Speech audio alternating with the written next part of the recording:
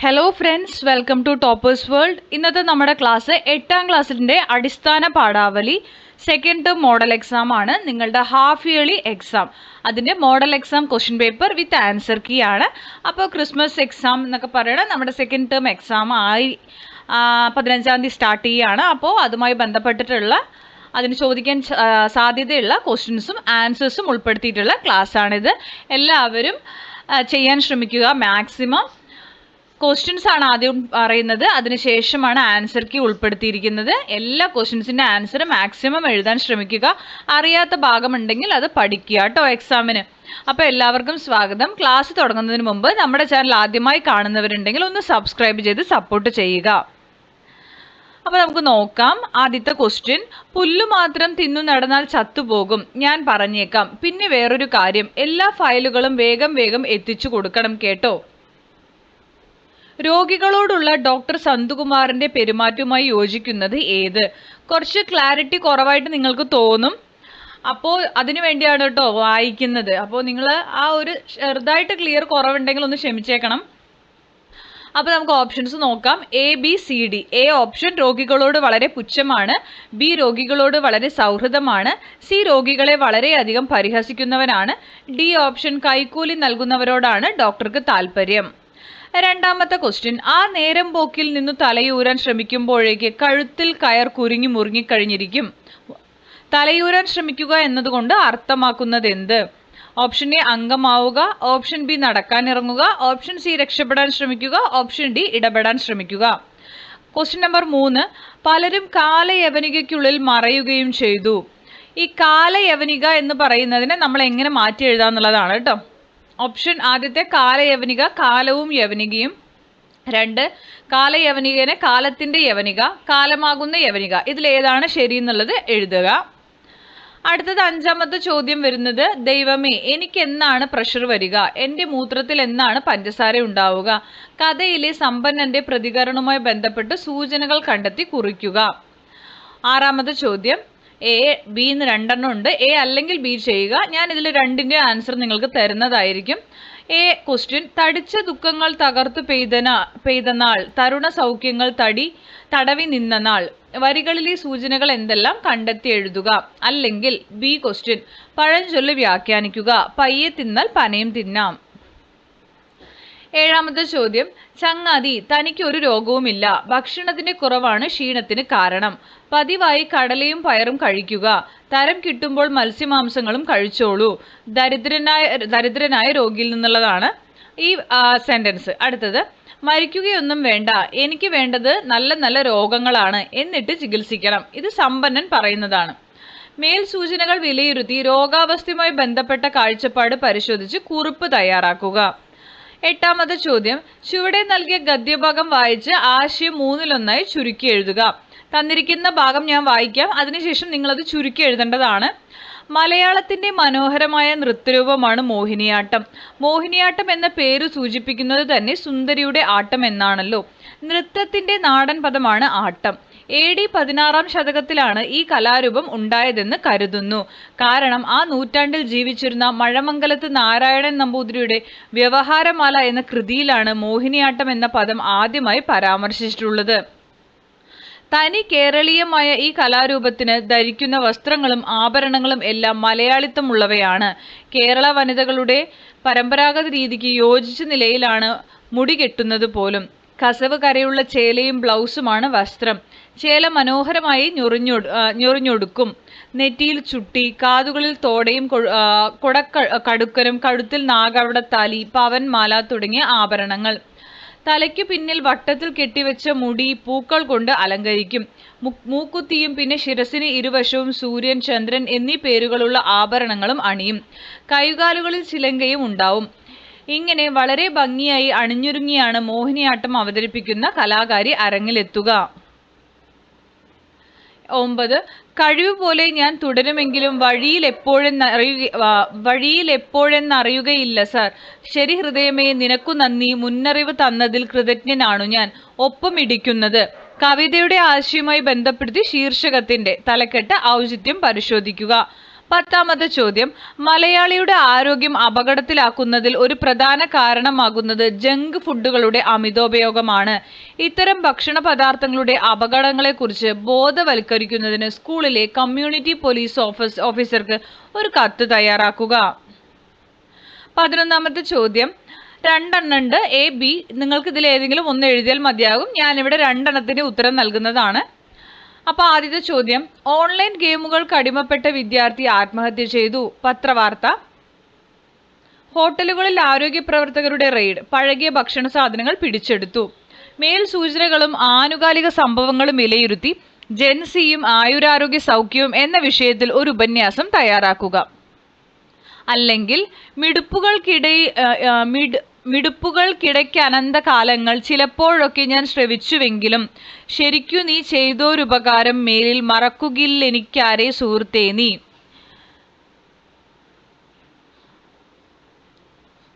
എഴുതിയത് ചെറുതായിട്ടൊന്ന് ക്ലാരിറ്റി കുറവുള്ളത് കൊണ്ടാണ് ഇവിടെ മറക്കുകില്ലെനിക്കൊരേ സുഹൃത്തു നീ എന്നാണ്, കുറേ എന്നാണ്. അപ്പോൾ അയ്യപ്പ പണിക്കരുടെ വരികളാണ്. ഹൃദയത്തെ ഒരു ആത്മസുഹൃത്തായി കവി സങ്കല്പിച്ചിരിക്കുന്നു. ഹൃദയം കവിയുടെ ആത്മസ്വത്ത് എന്ന ആശയത്തെ വിശകലനം ചെയ്ത് കുറിപ്പ് തയ്യാറാക്കുക. അപ്പോൾ ഇത്രയുമാണ് നമ്മൾ ചോദ്യങ്ങളിൽ ഉൾപ്പെടുത്തിയിരിക്കുന്നത്. ഇനി ഇതിൻ്റെ ഉത്തരങ്ങൾ നമുക്ക് നോക്കാം. ഒന്നാമത്തതിൻ്റെ ഉത്തരം ഓപ്ഷൻ ബി ആണ്, രോഗികളോട് വളരെ സൗഹൃദമാണ്. 2 സി, രക്ഷപ്പെടാൻ ശ്രമിക്കുക. 3 സി ആണ്, അതായത് മൂന്നാമത്തെ കാലയവനിക, കാലമാകുന്ന യവനിക. ഓക്കെ, 4ാമത്തെ ചോദ്യമില്ല. പിന്നെ ഞാൻ അവിടെ 5 എന്നാണ് നമ്പർ ഇട്ടിരിക്കുന്നത്. 4ാമത്തെ ഒരു ചോദ്യം സ്കിപ്പ് ചെയ്ത് കളഞ്ഞതാണ്. സോ 5 കേട്ടോ. ദൈവമേ എനിക്കൊന്ന് പ്രഷർ വരിക എന്നുള്ള ചോദ്യത്തിന് ഉത്തരം പ്രഷർ നോക്കണം. അത് ആ ഒരു കഥയിൽ പറയുന്നതാണ് നമുക്ക് എഴുതേണ്ടത്. അപ്പോൾ അതാണ് ഞാനിവിടെ കൊടുത്തിരിക്കുന്നത് കേട്ടോ. പ്രഷർ നോക്കണം, പഞ്ചസാര നോക്കണം, ECG എടുക്കണം. ദൈവമേ എനിക്ക് എന്നാണ് പ്രഷർ വരിക, എൻ്റെ മൂത്രത്തിൽ എന്നാണ് പഞ്ചസാര ഉണ്ടാവുക. ധനികന്റെ സ്ഥിരമായ ആവശ്യങ്ങളാണിത്. അദ്ദേഹത്തിന്റെ ധനികരായ സുഹൃത്തുക്കൾക്കെല്ലാം പ്രഷറും ഷുഗറും അറ്റാക്കും ഉണ്ട്. പലരും കാലയവനികയ്ക്കുള്ളിൽ മറയുകയും ചെയ്തു. എന്തിനാണ് ഇത്ര നേരത്തെ മരിക്കുന്നത്? സന്തുകുമാർ ചോദിച്ചു. പതിവായുള്ള ചോദ്യം. മരിക്കുകയൊന്നും വേണ്ട, എനിക്ക് വേണ്ടത് നല്ല നല്ല രോഗങ്ങളാണ്. എന്നിട്ട് ചികിത്സിക്കണം, മരുന്ന് കഴിക്കണം. അങ്ങനെ രോഗം മാറി ഞാൻ ഒരുപാട് കാലം ജീവിക്കണം. എനിക്കുമില്ലേ ഒരു ഗുളിക കഴിക്കാൻ പൂതി. ഇങ്ങനെയാണ് ഇതിൽ പാഠത്തിൽ സൂചിപ്പിച്ചിരിക്കുന്നത്. ഇത് വേണമെങ്കിൽ നിങ്ങൾക്ക് ഒരു സെന്റൻസ് ആയിട്ട് നിങ്ങളുടെ വാക്യത്തിൽ എടുത്തെഴുതാം. ഞാൻ ഏത് ഭാഗമാണെന്നാണ് ഇവിടെ തന്നിരിക്കുന്നത് കേട്ടോ. 6ാമത്തെ ക്വസ്റ്റ്യൻ്റെ എ ആണ് ഇനി പറയുന്നത്. വലിയ ദുഃഖങ്ങളും കഷ്ടപ്പാടുകളും നിറഞ്ഞ ദിവസങ്ങൾ. ഈ വരികൾ ജീവിതത്തിലെ കഠിനമായ പരീക്ഷണങ്ങളെയും വിഷമതകളെയും സൂചിപ്പിക്കുന്നു. തടിച്ചു ദുഃഖങ്ങൾ തകർത്തു പെയ്ത നാൾ എന്നത് താങ്ങാനാവാത്തത്ര വലിയ ദുരിതങ്ങൾ ഉണ്ടായ കാലത്തെയും തരുണ സൗഖ്യങ്ങൾ തടവി നിന്ന നാൾ എന്നത് ചെറുപ്പത്തിൽ അനുഭവിക്കേണ്ടി വന്ന ബുദ്ധിമുട്ടുകളെയും കഷ്ടപ്പാടുകളെയുമാണ് അർത്ഥമാക്കുന്നത്. 6ലെ ബി ക്വസ്റ്റ്യൻ ആണ്. പയ്യെ തിന്നാൽ പനയും തിന്നാം.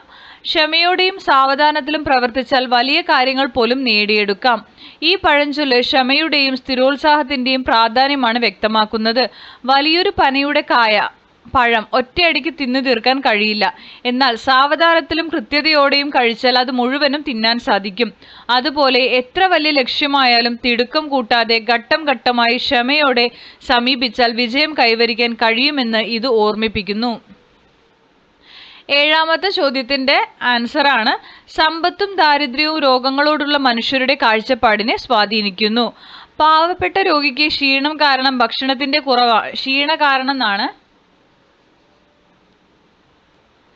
ഭക്ഷണത്തിന്റെ കുറവാണ് രോഗമായി തോന്നുന്നത്. അയാൾക്ക് വേണ്ടത് ഭക്ഷണമോ ആരോഗ്യകരമായ ഭക്ഷണ രീതികളോ ആണ്. സമ്പന്നനായ മനുഷ്യന് രോഗങ്ങൾ ഒരു ആഡംബരമാണ്. അയാൾക്ക് നല്ല നല്ല രോഗങ്ങൾ വന്ന് ചികിത്സിക്കണമെന്നാണ് ആഗ്രഹം. ഇത് പണമുള്ളവർക്ക് ചികിത്സ ഒരു വിനോദമായി തോന്നുന്നതിനെ സൂചിപ്പിക്കുന്നു. ഇനി 8ാമത്തെ 3-1 ചുരുക്കി എഴുതേണ്ടതാണ്. മലയാളത്തിന്റെ തനത് നൃത്തകലാരൂപമാണ് മോഹിനിയാട്ടം. സുന്ദരിയുടെ ആട്ടം എന്നറിയപ്പെടുന്ന ഈ കലാരൂപം AD 16ാം ശതകത്തിലാണ് ഉണ്ടായതെന്ന് കരുതുന്നു. മഴമംഗലത്ത് നാരായണൻ നമ്പൂതിരിയുടെ വ്യവഹാരമാല എന്ന കൃതിയിലാണ് മോഹിനിയാട്ടം എന്ന പദം ആദ്യമായി പരാമർശിക്കപ്പെട്ടത്. തനി കേരളീയമായ വസ്ത്രങ്ങളും ആഭരണങ്ങളുമാണ് മോഹിനിയാട്ടത്തിൽ ഉപയോഗിക്കുന്നത്. കസവ് കരയുള്ള ചേലയും ബ്ലൗസുമാണ് വേഷം.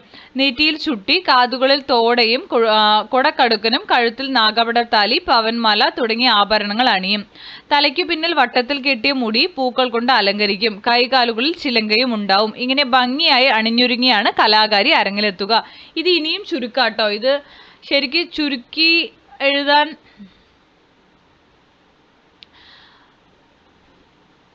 കുറച്ച് കാര്യങ്ങൾ മാത്രമേ ഇതിൽ നിന്ന് ഞാൻ സ്കിപ്പ് ചെയ്തിട്ടുള്ളൂ. ബാക്കിയെല്ലാം ഉൾപ്പെടുത്തിയിട്ടാണ് ചുരുക്കിയിരിക്കുന്നത്. ഇതിലും ചുരുക്കിയിട്ട് വേണമെങ്കിൽ നിങ്ങൾക്ക് എഴുതാവുന്നതാണ്.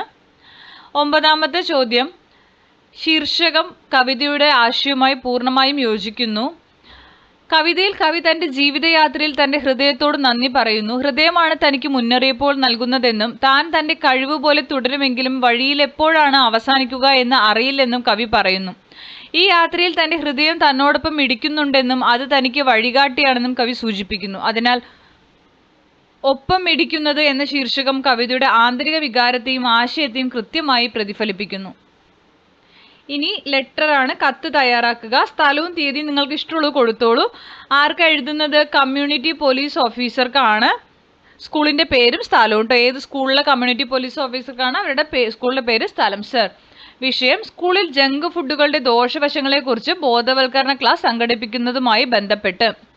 ബഹുമാനപ്പെട്ട സർ, മലയാളികളുടെ ആരോഗ്യത്തെ സാരമായി ബാധിക്കുന്ന ഒരു പ്രധാന പ്രശ്നമാണ് ജങ്ക് ഫുഡുകളുടെ അമിതോപയോഗം. വിദ്യാർത്ഥികൾക്കിടയിൽ ഈ ഭക്ഷണശീലം വർദ്ധിച്ചു വരുന്ന സാഹചര്യത്തിൽ ഇതിന്റെ ദോഷവശങ്ങളെക്കുറിച്ച് അവർക്ക് ശരിയായ അറിവ് നൽകേണ്ടത് അത്യാവശ്യമാണ്. അതുകൊണ്ട് സ്കൂളിലെ വിദ്യാർത്ഥികൾക്കായി ജങ്ക് ഫുഡുകളുടെ അപകടങ്ങളെക്കുറിച്ച് ഒരു ബോധവൽക്കരണ ക്ലാസ് സംഘടിപ്പിക്കണമെന്ന് അഭ്യർത്ഥിക്കുന്നു. അങ്ങയുടെ സാന്നിധ്യവും നിർദ്ദേശങ്ങളും ഈ വിഷയത്തിൽ വിദ്യാർത്ഥികൾക്ക് കൂടുതൽ അറിവ് നൽകാൻ സഹായിക്കും. അങ്ങയുടെ സൗകര്യത്തിനനുസരിച്ചുള്ള ഒരു ദിവസം ക്ലാസ് ക്രമീകരിക്കാവുന്നതാണ്. സഹകരണത്തിന് നന്ദി. വിശ്വസ്തയോടെ അയക്കുന്നയാളുടെ പേര്, ക്ലാസ് ലീഡർ ആയിരിക്കാം, PTA സെക്രട്ടറി ആയിരിക്കാം, സ്കൂളിന്റെ പേര്. ഓക്കെ. ഇനി 11A ആണ് കേട്ടോ. ആദ്യം 2 ക്വസ്റ്റ്യൻ ഉണ്ട്. 2ന്റെ ആൻസർ പറയാം. ആദ്യം പറയാം. ഓൺലൈൻ ഗെയിമിനെ കുറിച്ചിട്ടുള്ളതാണ്. ജെൻസി ജീവിതശൈലിയും ആരോഗ്യവും. ജെൻസിയുടെ ജെൻസി എന്ന് പറഞ്ഞാൽ ജനറേഷൻ കുട്ടികളെ സൂചിപ്പിക്കുന്നതാണ് കേട്ടോ. അപ്പോൾ ജീവിതശൈലിയും ആരോഗ്യവും തമ്മിൽ അഭേദ്യമായ ബന്ധമുണ്ട്. സാങ്കേതിക വിദ്യയുടെ അമിത ഉപയോഗം മാനസികാരോഗ്യത്തെയും അനാരോഗ്യകരമായ ഭക്ഷണശീലങ്ങൾ ശാരീരികാരോഗ്യത്തെയും ദോഷകരമായി ബാധിക്കുന്നു. പത്രവാർത്തകൾ സൂചിപ്പിക്കുന്നത് പോലെ ഓൺലൈൻ ഗെയിമുകളോടുള്ള ആസക്തി പോലുള്ള കാര്യങ്ങൾ മാനസികാരോഗ്യ പ്രശ്നങ്ങളിലേക്കും ചിലപ്പോൾ ആത്മഹത്യയിലേക്കും നയിച്ചേക്കാം. ഇത് ജെൻ സി നേരിടുന്ന വലിയൊരു വെല്ലുവിളിയാണ്. കൂടാതെ ഫാസ്റ്റ് ഫുഡ് സംസ്കാരവും അനാരോഗ്യകരമായ ഭക്ഷണ സാധനങ്ങളുടെ ലഭ്യതയും ഈ തലമുറയുടെ ശാരീരികാരോഗ്യത്തെയും ബാധിക്കുന്നു.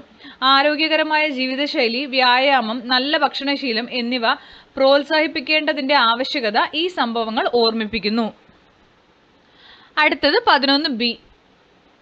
നമ്മുടെ ഹൃദയമായിട്ടുള്ള ആ ചോദ്യമാണ് കേട്ടോ. ഒപ്പം ഇടിക്കുന്നു എന്നുള്ളതിൽ തന്നെയാണ്. കവി അയ്യപ്പ പണിക്കരുടെ വരികളിൽ ഹൃദയത്തെ ഒരു ആത്മസുഹൃത്തായി സങ്കല്പിച്ച് അത് കവിയുടെ ഏറ്റവും വലിയ ആത്മസ്വത്താണെന്ന ആശയമാണ് അവതരിപ്പിക്കുന്നത്.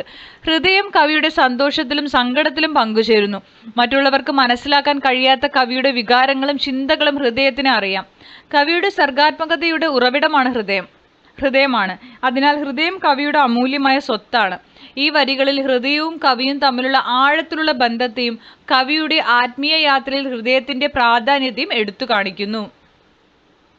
അപ്പൊ ഇത്രയാണ് നമ്മുടെ ക്ലാസ്. എല്ലാ ചോദ്യങ്ങളും ഉത്തരങ്ങളും നമ്മൾ ഇതിൽ ഉൾപ്പെടുത്തിയിട്ടുണ്ട്. അപ്പോൾ നിങ്ങൾ ഇതിൽ ചോദിച്ച എല്ലാം നിങ്ങൾ പഠിച്ചിട്ടുണ്ടായിരിക്കില്ല. മേ ബി ചിലപ്പോൾ അങ്ങനെ പഠിച്ചിട്ടില്ലെങ്കിൽ വീണ്ടും ആ പോർഷൻസ് എടുത്ത് നിങ്ങൾ പഠിക്കുക. ഇനിയും സമയമുണ്ട് എക്സാമിന്.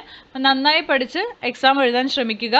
മാക്സിമം ഇപ്പോൾ കഴിഞ്ഞ ലാസ്റ്റത്തെ യൂണിറ്റ് ഒഴികെ രണ്ടാമത്തെ യൂണിറ്റ്, നിങ്ങൾക്ക് ആകെ 3 യൂണിറ്റ് ആണല്ലോ, അതിൽ സെക്കൻഡ് യൂണിറ്റിൽ തന്നെ ആയിരിക്കും ക്വസ്റ്റ്യൻസ് ഉണ്ടായിരിക്കുക. അപ്പം നന്നായി പഠിച്ച് എക്സാം എഴുതുക. ക്ലാസ്സുകൾ ഇഷ്ടപ്പെട്ടിട്ടുണ്ടെങ്കിൽ ലൈക്ക് ചെയ്യണം, ഷെയർ ചെയ്യണം, സബ്സ്ക്രൈബ് ചെയ്യണം, നിങ്ങളുടെ കമൻറ്റുകൾ അറിയിക്കണം. തുടർന്നും വാച്ച് ചെയ്യുക. Thank you for watching.